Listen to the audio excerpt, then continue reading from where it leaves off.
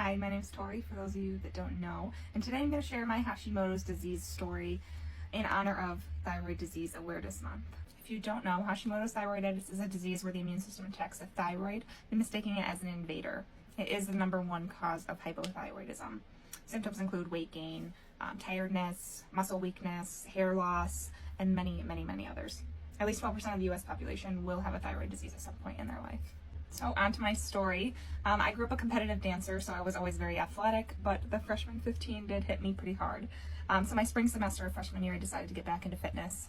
Mind you, I was eating eggs, spinach, protein, meat, vegetables. Like, I was eating very healthy and I was working out, and yet I was experiencing extreme exhaustion. So my sister suggested that maybe I have a deficiency in vitamin B.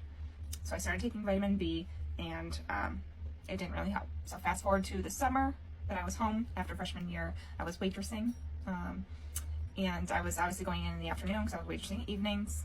I would go into work, and as I'm driving to work, I was like having trouble staying awake and staying focused. At work, I was having trouble holding conversations with people. It was like very hard to keep myself awake. Just even having coffee or green tea, nothing was really helping. So I decided to go to the doctor's that summer, and I told my doctor that I was experiencing extreme drowsiness, is how I could describe it. And I also told her that I was cold all the time. She shrugged and said, some people are just cold.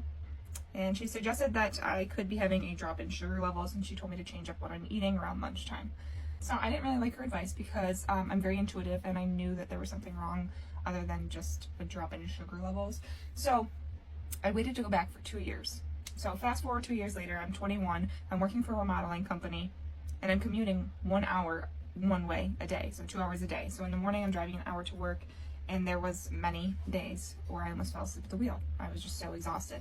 And at this point I'm not working out as much because, if you know, remodeling is pretty physical, so my exercise took a hit, and so that could be why things were getting worse. Also, another symptom that I experience is hair loss. It's not hair loss to the point that's noticeable, but every time I shower or brush my hair, there's a lot of hair that comes out.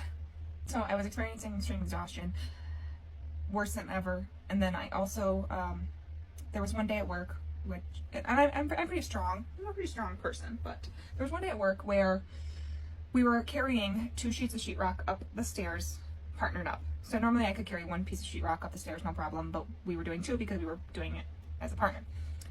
And I was having trouble getting up the stairs. Like, my legs felt like jello. Something was wrong. It felt so weird. And I remember sitting down outside at lunch that day and talking to one of the guys, and I was like, there's something not right. I can tell. Like, something is, I feel so weird. There's something wrong. So I decided to go back to the doctor's. Lucky for me, my doctor was booked up, so I ended up seeing her nurse practitioner.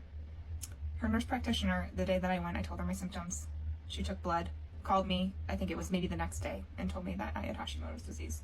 Also, if you don't know, when you have a thyroid disease, your body doesn't absorb nutrients as easily, so that's why, despite eating spinach and all of the healthy foods and taking vitamin B, I still was tired. It turns out Hashimoto's disease is genetic, so after I found out, my sister went to the doctors because she has a lot of the same symptoms, and she found out that she had it, and then my mom went and she found out she had it.